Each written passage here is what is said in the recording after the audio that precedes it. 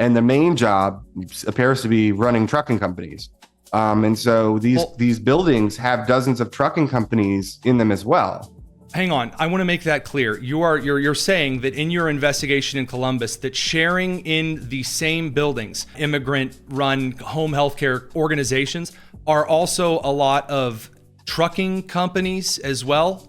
And it's the same people. It's the same people. Two. This brings us to, and we'll come back to some of the details of this particular crime, the latest investigation regarding those who come to the United States and believing inherently that Americans have committed some type of deep sin inherently in their existence, that therefore you can defraud the federal government, you can defraud taxpayers, state government, and essentially carry out your own personal funding adventure. We're pleased to be joined live by Luke Rosiak, the senior investigative reporter at the Daily Wire, who alongside the Capital Research Center has undertaken a massive investigation into the alleged Somali home care Medicaid fraud happening in Columbus, Ohio. Luke, thank you very much for joining us. Thanks for having me. So let's dive right in. To go from what we believed were possible concerns of some fraud going on in the Midwest, not just in Minnesota, but more broadly across several states. Drawing to Columbus, we knew there was a larger Somali migrant community. You've done this huge investigation, both with the Daily Wire as well as the Capital Research Center, into these shell companies operating as a Medicaid, possibly an alleged Medicaid fraud apparatus for this personal butler-style situation. Recap, for those who didn't watch our coverage earlier this week, what it is that you guys have uncovered so far.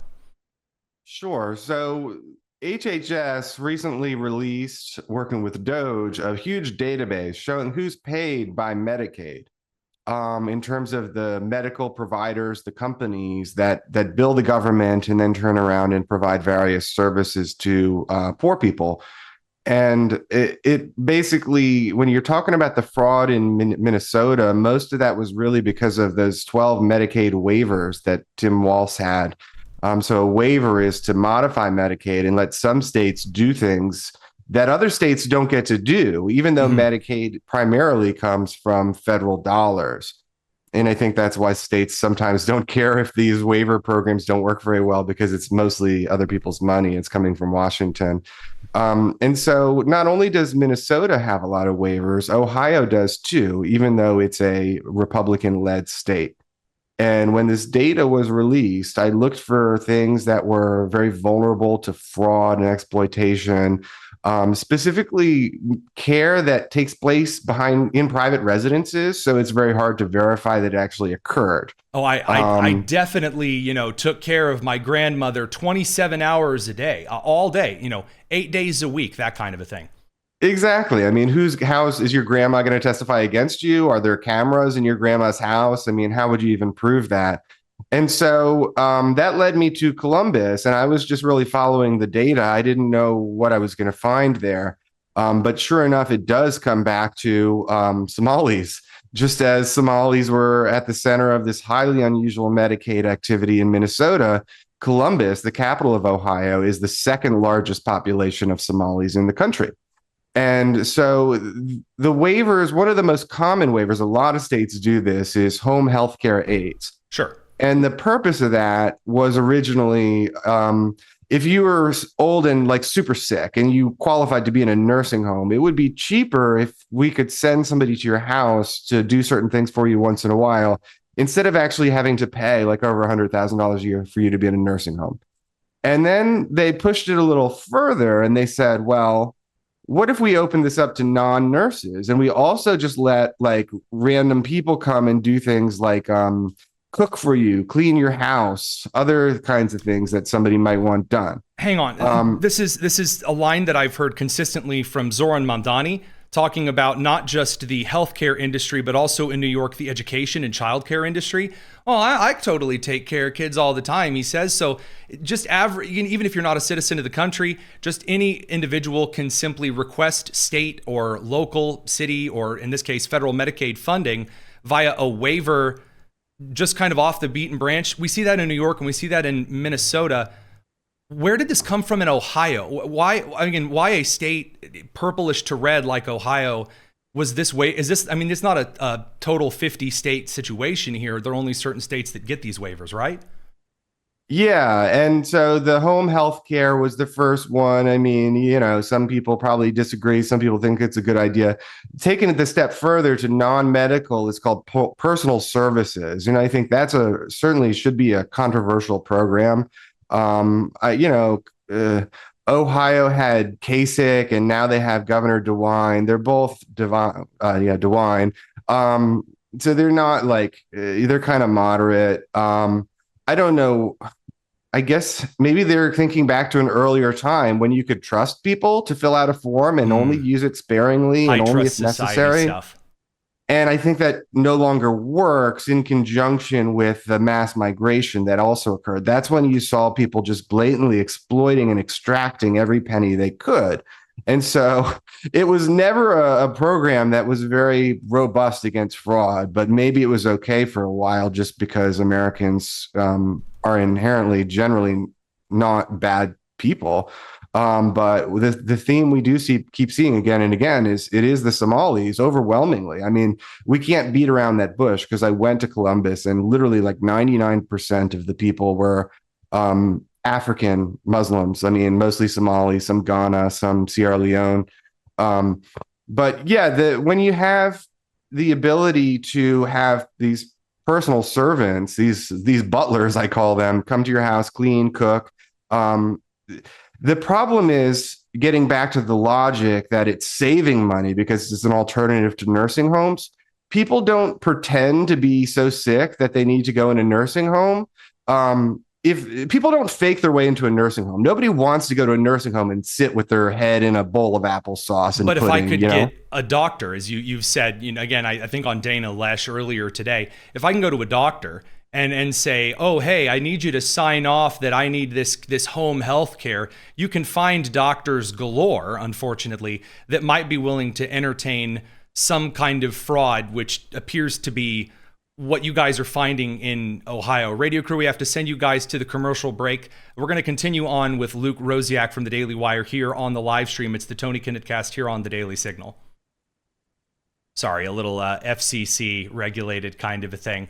So you get to Ohio, just down the road from me on I-70. Love, by the way, that's when Brent Scher told me that you were around, and all of a sudden I thought, oh no, this is about to go down. What was the arguments that you were told by some of the people in these buildings that you did find, these mostly abandoned buildings where I think we have it ready for the screen here? You were finding all of these businesses with, oh, the National Home and Healthcare Services, and then another in the same building, the same sign, oh, this is the Guidance Home Healthcare Services. Hundreds of these probably phony healthcare, home healthcare organizations stuffed into a building. When you did talk to people, what was the rationale that they gave you for why they felt it was morally acceptable to just cash in on this endless waiver scenario? So for the most part, there was nobody in any of these offices, but Surprise. Luckily there's hundreds of them. So even if one person or 1% had somebody in them, we did find a few. And the rationale was literally I'm allowed to because I got the doctor's note. And of course, it goes back to what you indicated. I mean, you literally just need one doctor to sign off. You can doctor shop. You can go to a doctor that's in on a scam, that's known for just filling out forms for everybody and saying you're sick enough to be at this, to need this level of care. But that's their rationale, is this program exists, so we're taking advantage of it. I mean, the moral justification for them is that the government program exists. I don't know that they're thinking about it any more morally than that. It's, I can, so I will.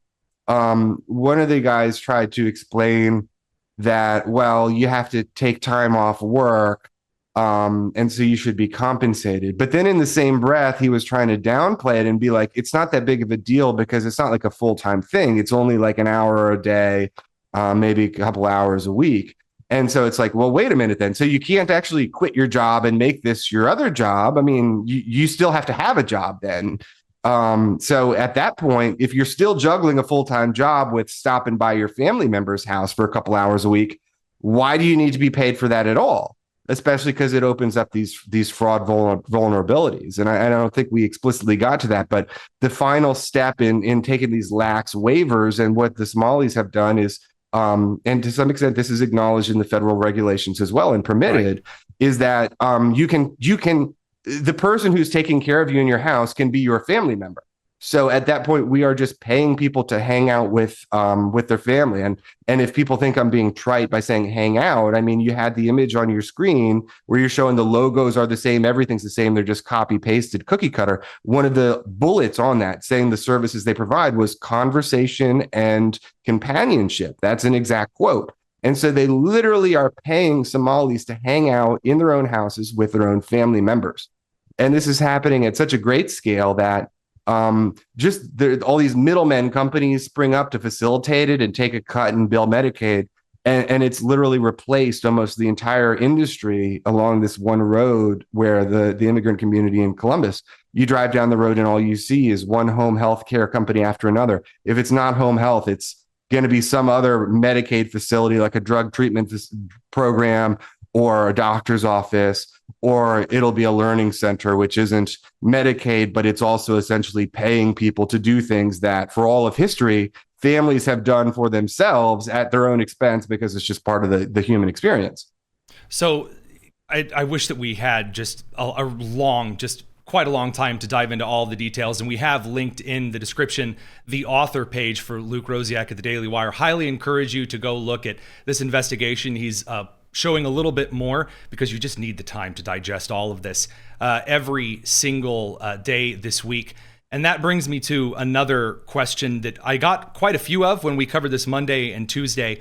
I didn't quite know how to even begin to answer it, so we've saved it for you. All right, radio crew, you're just now joining us. The question that many of you guys have sent us: if the Ohio Attorney General's office had sent letters asking about what must look a little odd, all of these exactly the same shell companies was this in like a warehouse district of Columbus? You have like warehouse corporate parks in the Midwest. Just really quickly, is that where these kind of places were located? It was basically just in a kind of a slummy area with just like a bunch of strip malls and stuff. And then there would just be like the only buildings that were more than one story were these big office buildings, like 3 or 4 stories and like hundreds of little office suites, pretty large sort of corporate park. And within the only large buildings around were just entirely full of these home healthcare suites within them. Got it. Okay. So if the Ohio, you posted a photo, and I don't think that I have it ready to go. But there was a bizarre situation in which the Ohio Attorney General's office had sent a letter, and I don't know what was inside the letter, but it was leaning up on the window into the office, and the postmark on the envelope, at least according to I believe Thayer's reporting, was that it was 5 months ago. 5 months ago, and it had just been sitting there this entire time. So obviously, and we've asked this earlier in the week, well, how are they not even showing up to the office? Obviously, that's very sketchy. Did the Ohio Attorney General's office know about this? I'm assuming that you guys have reached out to the governor's office and law enforcement in Ohio somewhere along this procedure. Yeah, so obviously the Attorney General had made some efforts to look into things that seemed sketchy, and obviously he did think this business was sketchy. And so it wasn't just a failed questionnaire. He actually did make an effort to say, hey, things are looking a little strong. I don't know what's in that piece of mail either, but I mean, the only person that sent the mail over the last 5 months was the criminal division of the AG's office, and they never showed up to work to even see it. So I assume that's, but yeah, it's a piece of evidence that no one's come into these offices. And the Attorney General of Ohio testified to the state legislature recently that the laws and the regulations are really bad as far as policing Medicaid fraud. He's not able to subpoena people the way he wants to. Apparently, the governor rolled back a rule on GPS. So now you don't have GPS tracking to try to make sure that they're actually going to visit the various clients that they say they have. And he was like, I literally don't know why anybody would have ever taken out that rule. I mean, what's the benefit? I mean, he didn't go this far, but it's like, why would you take that away unless you were just like pro fraud? But I'm sorry, Luke, I don't mean to cut you off. But you pointed out in your reporting that several of the buildings had, was it the same landlord, or there were 7 landlords? Which is it? One landlord for 7 buildings, or is that the right figure? Yeah, so as a measure of how common these buildings are, these offices are, you take one landlord in Columbus. He owns 7 buildings, all on this one road. That's a Within huge, each of those 7 immigrant-owned buildings, landlord like sprawl is a huge Midwestern trait that no one ever talks about. But again, like foreign ownership or recent immigrant ownership of like a ton of real estate is super common. Just for those who are on the coast and don't know. Sorry, Luke, please continue. weirdly enough, it's like an American Jewish landlord and another guy. I don't know what his ethnicity or religion is. The second guy. There's 2 partners from New Jersey. So basically, I think the key point there is they're out of state. They're basically absentee landlords. And these buildings have just taken on a life of their own. And the vacuum that has filled them in Columbus is just home healthcare, because that's the thriving industry. Everybody wants to get paid to take care of their family. And so one landlord owed 7 buildings. Those 7 buildings have 300 home healthcare companies in them, which collectively build the taxpayer $250 million. That's $250 million just from one landlord's tenants, of your money in Medicaid. And this is with Columbus only having like 6,500 people that are 75 or older that are on Medicaid. So I don't even know why you need this many companies. So the 2 questions kind of on the back end there. So of course, I'm very interesting. I thought I had seen in the report, and clear that I had misread it, that one of the individuals was some kind of candidate, and that had carefully left out that wasn't a landlord, that was a participant in one of these home healthcare. Is that where I'd went wrong? Yeah, so they're the Democrat nominee for one of the state Senate districts in Ohio was he ran for office funding his campaign with donations from learning center owners and home healthcare operators. He himself founded a home healthcare company that billed $11 million to taxpayers. And he actually did it on the side. What a it wasn't surprise. even his full-time job. Incredible. Wow. He just so happened. He just also found it. Man, it's amazing, the entrepreneurship of home healthcare agencies. Well, he said in his campaign, he's the American dream. He came here as a refugee and now he's a successful businessman. He just didn't say how he did it. He billed the taxpayers and it wasn't even his full-time job. It's bewildering. All right, last question here, because a lot of individuals, including a couple of journalists in my home state of Indiana, we've noticed a couple of areas in which, for example, of the especially throughout the Midwest, the concern over commercial driver's licenses given to those who can't speak English. There is a concern that there are a couple of neighborhoods in my own home state of Indiana, just again down the way on I-70, that have a lot of shell trucking companies that are crammed into these tiny areas. That's what some might say a pretty clear indication that there might be something wrong. Are there any other things that and I don't mean to ask you, the tools of the trade here, but there are a lot of people concerned about this growing fraud exposure around the country. Are there any other things that through this investigation so far you've picked up that you might say, hey, this was a red flag for me. I noticed it several times. And if you notice these red flags, maybe you should report it. And then if so, to whom should people be reporting these things? It's unclear to me that the prosecutions or oversight is very aggressive. It's funny that you mentioned trucking, because that is the most common job that these people who are running home healthcare. One of the most disturbing things is that it does seem to be on the side. And the main job appears to be running trucking companies. And so these buildings have dozens of trucking companies in them as well. Hang on, I want to make that clear. You're saying that in your investigation in Columbus, that sharing in the same buildings where a lot of the Somali or other localized African or Middle Eastern immigrant-run home healthcare organizations are also a lot of trucking companies as well? And it's the same people. They'll have people. Two LLCs, one for home healthcare, one for trucking. That's incredible. And then you say that prosecution on this is lax. Sorry, last question. I don't mean to keep you on so long. It's just. Well, do you know, if I might interject? I mean, please. What can you describe, if you understand it, what the scheme is with all the trucking? What's the benefit of having a trucking company? So the benefit of having a trucking company as a shell company is that you can allow yourself, if you're situated, if you're certified in the state of Indiana, we have a lower corporate tax rate than, for example, California does. But what California does in order to give individuals commercial driver's licenses is that if you are a member of a trucking company in another state, and you can go to California and pass the test, then California will provide the commercial driver's license to you, even if the state of Indiana or Ohio or Kentucky won't do so. So if you can establish your trucking LLC in an area where you have a local community, there's a lot of corporate real estate that's incredibly cheap, it's kind of easy to hide under the rug. You don't see a lot of the Indiana Department of Transportation as well that is investigating fraudulent reporting of hours, of training. There's questions as to whether or not individuals in these particular shell companies are evading safety measures like weigh stations. But California, they just see, oh, you're a member of this trucking company. Even if you have several safety flaws in another state, you just rebrand because state departments and treasury departments in various states don't talk to each other. Well, then pesto presto, there's enough of the telephone game to get your CDL stamped. And then because of interstate commerce laws in the country, no one's any of the wiser. Your driver's license from Cali is just as good as your one from the Hoosier State.